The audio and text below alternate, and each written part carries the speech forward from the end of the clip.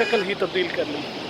جیسا کہ آپ کو میرے بیک گراؤنڈ میں یہ شہر نظر آ رہا ہے، اور بچپن میں ایک خاص چیز تھی، یہ جو پہاڑ آپ کو نظر آ رہے ہیں پیچھے، تو ہم ان کے اوپر چڑھا کرتے تھے. یہ پہاڑ بہت زیادہ اٹریکشن کرتے تھے ہمیں.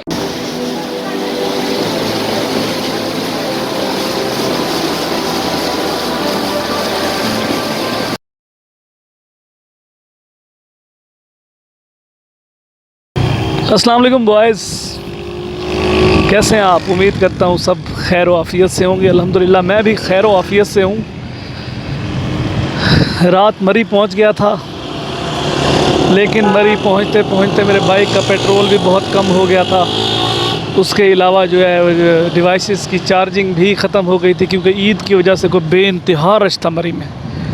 بہت لمبی ٹریفک جیم، جس کی وجہ سے آپ لوگوں سے میں رابطہ نہ رکھ سکا. مگر ایک بار پھر ٹوٹے ہوئے سلسلے کو دوبارہ جوڑتے ہیں. میں اس وقت بالا کوٹ کی طرف رواں ہوں. تو کچھ میں نے چیزیں لینی تھی. ایک میرے پاس بائک کا جو ہے ہوا والا پمپ مسنگ تھا، وہ میں نے پرچیز کرنا تھا، اور کچھ چھوٹی موٹی اور چیزیں تھیں. اسی لیے میں نے ایکسپریس وے نہیں لیا اور میں سیدھا جو ہے مانسیرا شہر میں آ گیا. تو ابھی مانسیرا سے جو ہے بالا کوٹ کی طرف نکل رہے ہیں. یہ مانسیرا بائی پاس ہے. کہتے بائی پاس ہے، لیکن یہ بھی پوری طرح شہر ہے. تو سوچا کیوں نہ ایک بار پھر دوستوں کے ساتھ گپ شپ کر لی جائے. عید کی چھٹیوں کی وجہ سے بے انتہا رش.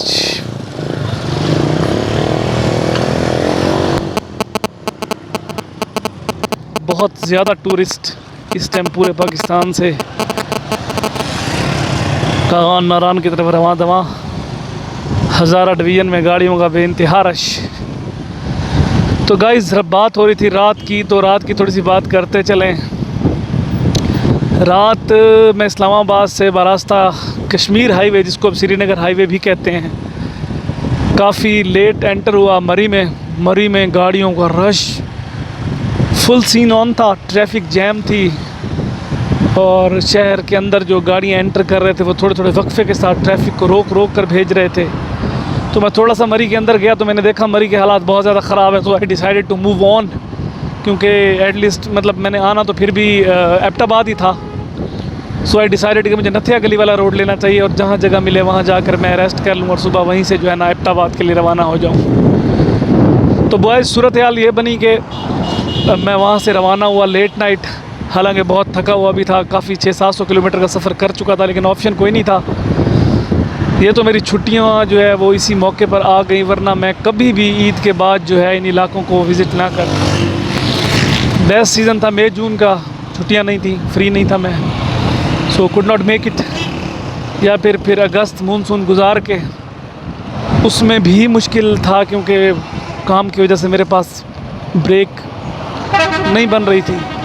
سو مجبوراً مجھے عید کے فوراً بعد نکلنا پڑا. حالانکہ مجھے پتہ تھا کہ یہ سیزن جو ہے یہ بہترین سیزن نہیں ہے ٹور کرنے کا، بیکاز چھٹیوں کی وجہ سے لوگ بہت زیادہ، پھر اوپر سے عید کی چھٹیاں، عید کے بعد تو لوگ ویسے بے انتہا نارتھ سائڈ کا رخ کرتے ہیں. ہاں لیکن جانا پڑا تو پھر، اور آپشن کوئی نہیں تھا. تو رات میں کافی لیٹ جو ہے میں نتھیا گلی پہنچا. نتھیا گلی میں نے اسٹے کیا، اور ارلی مارننگ صبح نماز پڑھنے کے بعد نتھیا گلی سے میں نکلا، ایبٹ آباد آیا. ایبٹ آباد میرا اسٹے کا ارادہ تھا تھوڑا بہت، کیونکہ میں آج کا دن آرام کرنا چاہ رہا تھا. مگر ایبٹ آباد کو اس طرح کا سین بنا نہیں. ایک دو جگہ گیا، لیکن کیونکہ ایبٹ آباد میں بہت گرمی ہوتی ہے، تو میں نے کہا اگر گرمی ہی کھانی تھی تو پھر اپنا ایریا ہی بہتر تھا. سو میں پھر واپسی چلا گیا، مطلب آگے چلا گیا. تو ابھی میں ہری پور انٹر ہوا تھا. ہری پور میں میں نے ایک دو چیزیں خریدنی تھی، کیونکہ یہاں مارکیٹ اچھی ہے. میں نے وہ ایک دو چیزیں خریدنے کے بعد جو ہے ابھی میں آگے کی طرف روانہ ہو رہا ہوں. ابھی بھی دیکھتے ہیں جہاں تک جا پاتا ہوں، لیکن آج میرا ارادہ تھوڑا ریسٹ کرنے کا ہے. سو بالا کوٹ از مائی فرسٹ اسٹاپ. دیکھتے ہیں وہاں تک کر پاتا ہوں، مطلب کر تو لوں گا انشاءاللہ. مگر یہ ہے کہ آگے کا فی الحال میرا ارادہ بن نہیں رہا، لیکن دیکھیں کیا صورتحال بنتی ہے، موقع پر ہی فیصلہ لیا جائے گا. سو یہ ایز یوجول رش مانسیرا کا. حالانکہ اچھا آپشن ایکسپریس وے تھا، جہاں سے سفر بھی کم ہوتا ہے ٹنلز کی وجہ سے، اور رش بھی نہیں ہوتا. لیکن چونکہ میں نے بازار میں آنا تھا، کچھ کام تھا، So there was no other option for me.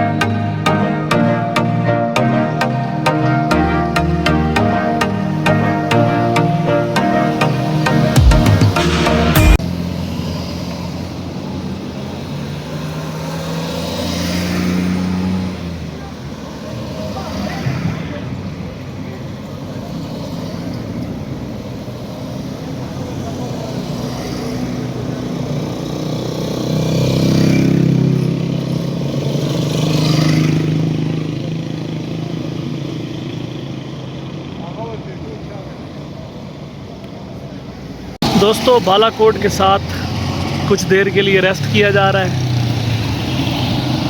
یہ بالاکوٹ کا روڈ تیزی سے جاتی ہوئی گاڑیاں موسٹلی ناران کی طرف, اور یہ خوبصورت ویو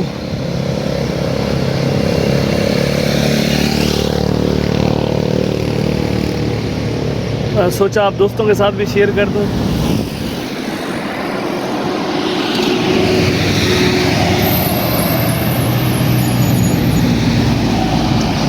اللہ پاک کی خوبصورت قدرت, خوبصورت نظارے, ماشاءاللہ. موسم بھی اچھا ہے, تھوڑی بہت دھوپ تو ہے مگر قابل قبول ہے. اس حساب کی گرمی نہیں ہے جس طرح ہمارے علاقوں میں ہوتی ہے. چھاؤں میں اچھا فیل ہوتا ہے.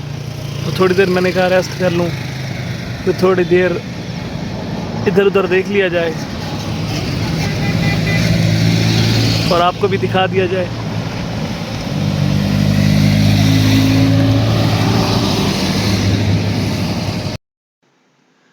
بل کھاتی سڑک پر چلتی ہوئی گاڑیاں کبھی بھی آپ کو تنہائی کا احساس نہیں ہونے دیتی. میں بالاکوٹ روڈ پر ہوں اور بالاکوٹ مجھ سے زیادہ دور نہیں, مگر پھر بھی میں اس پورے راستے کو بہت انجوائے کر رہا ہوں. خوبصورت نظارے میرے ساتھ ساتھ ہیں اور میں اکیلا نہیں, ایک جہان ہے جو منزل مقصود کی جانب رواں دواں ہے. آپ بھی میرے ساتھ ان خوبصورت نظاروں کو انجوائے کیجئے اور اللہ پاک کی بنائی ہوئی اس خوبصورت کائنات کو دیکھیے اور خدا کی نعمتوں کا شکر ادا کیجیے.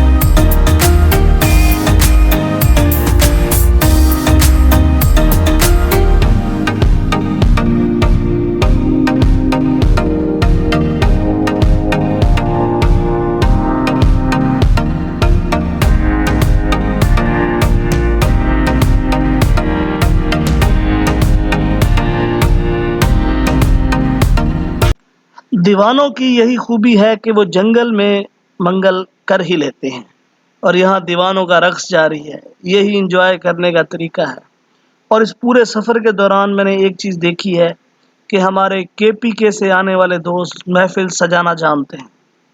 آپ جہاں بھی دیکھیں گے روڈ سائڈ پر یہی لوگ بیٹھے ہوں گے, انہوں نے محفلیں جمائی ہوں گی, ان کے رقص چل رہے ہوں گے, ان کے کھانے پکانے چل رہے ہوں گے. آپ پٹھانوں کے ساتھ انجوائمنٹ کے معاملے میں مقابلہ نہیں کر سکتے. یقین مانیے یہ بہت زندہ دل قوم ہے, ان پر جو ہے انجوائمنٹ ختم ہے.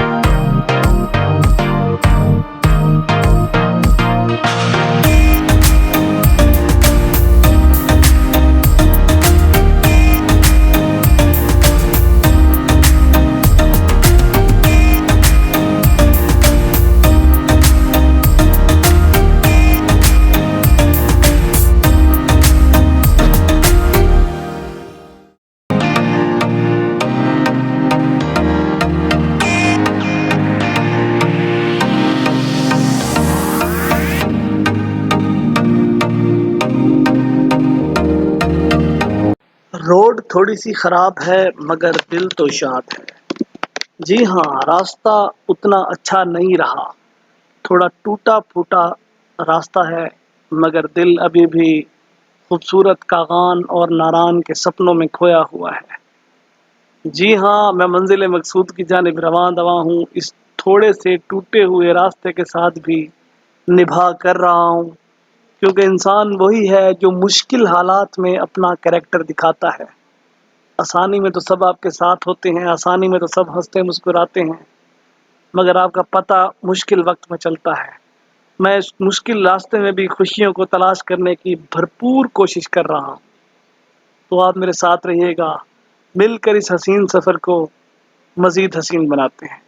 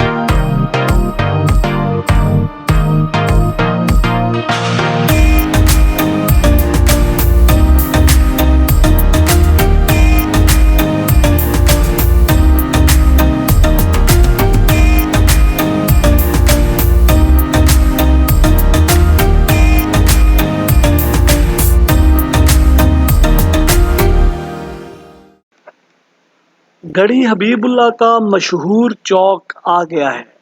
جی ہاں، یہ وہی چوک ہے جہاں سے دائیں طرف راستہ کشمیر کی طرف مڑتا ہے اور کوہالہ برج سے ہوتے ہوئے مری میں داخل ہوتا ہے۔ اس چوک نے اعلان کر دیا ہے کہ مسافروں، آپ بالا کوٹ کی حدود میں، شہر کی حدود میں داخل ہو چکے ہیں۔ یہاں سے بالا کوٹ شہر باضابطہ طور پہ شروع ہوتا ہے۔ سڑک کے دونوں جانب آپ کو ہوٹلوں کی نہ ختم ہونے والی قطار دکھائی دیتی ہے۔ انتہائی خوبصورت ہوٹل جن کے انتہائی دلچسپ نام، جن میں ریور، ماؤنٹین، پائن اور اس طرح کے لفظوں کا بے دریغ استعمال کیا گیا ہے۔ تو میرا ارادہ بھی یہاں ٹھہرنے کا ہے۔ میں چند ایک ہوٹل میں پتہ بھی کر چکا ہوں، مگر صورتحال یہ ہے کہ شہر کے شروع کے تمام ہوٹلز جو ہیں وہ سیاحوں سے بھر چکے ہیں۔ تو میرا ارادہ یہ ہے کہ میں بالا کوٹ شہر کراس کرنے کے بعد، پل کراس کرنے کے بعد اوپر کسی گیسٹ ہاؤس، کسی ہوٹل میں رہائش اختیار کروں گا۔ دیکھنے والوں کو بھی یہ بات لگ رہی ہوگی کہ گاڑیوں کی لمبی قطاریں ہیں، جو کہ اس بات کا ثبوت ہے کہ بالا کوٹ شہر میں سیاحوں کی آمد و رفت بہت زیادہ ہے۔ تو میں بھی کوشش کر رہا ہوں کہ مجھے ایک انتہائی صاف ستھری اور معیاری سی جگہ مل جائے جہاں میں آج کا دن آرام کروں گا۔ آج کے دن مزید سفر کا ارادہ نہیں ہے، ریسٹ ڈے ہے، آج ریسٹ کیا جائے گا۔ کل انشاءاللہ بالا کوٹ سے ناران، کاغان ناران کی جانب رخت سفر باندھیں گے۔ تو میں امید کرتا ہوں کہ آپ تمام لوگ اس سفر میں میرے ساتھ رہیں گے۔ تو میں چاہتا ہوں کہ اس طرح کی یادیں بنائی جائیں جو مجھے تمام عمر یاد رہیں، اور آپ تمام وہ دوست جو ان نظاروں کو، ان خوبصورت علاقوں کو گھوم چکے ہیں، وہ میری ویڈیوز دیکھ کر اپنی یادیں دوبارہ تازہ کریں۔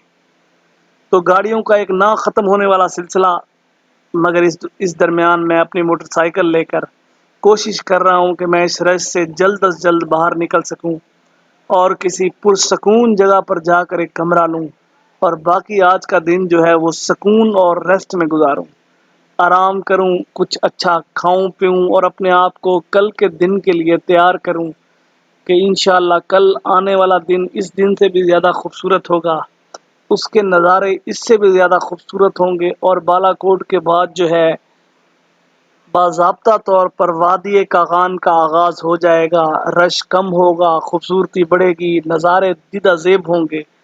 تو میں آپ تمام لوگوں سے گزارش کرتا ہوں کہ میرے ساتھ رہیے گا۔ اے بالا کوٹ شہر تیری رونقیں آباد رہیں۔ جی ہاں، یہ ہے بالا کوٹ اپنی پوری آب و تاب کے ساتھ۔ بالا کوٹ سے میرا رشتہ بہت خاص ہے۔ آج سے 20-21 سال پہلے جب میں نے پہلی دفعہ نارتھ کا ٹرپ کیا تو اس شہر میں نے قیام کیا، مگر یہ شہر اس شہر سے بہت مختلف تھا، انتہائی سادہ۔ 2005 میں آنے والے زلزلے میں پورا شہر تباہ ہو گیا اور اسے ایک بار پھر دوبارہ تعمیر کیا گیا، مگر اب جو اس کی شکل آئی وہ پچھلے شہر سے بہت مختلف تھی۔ پہلے والا بالا کوٹ انتہائی سادہ تھا، یہ اس سے کافی جدید شہر نظر آتا ہے، اور خاص بات یہ تھی کہ جیسے ہی شام ڈھلتی ہے پہاڑوں پہ گھروں کی لائٹیں بہت ہی زبردست منظر پیش کرتی ہیں، دریائے کنار اپنی پوری آب و تاب کے ساتھ۔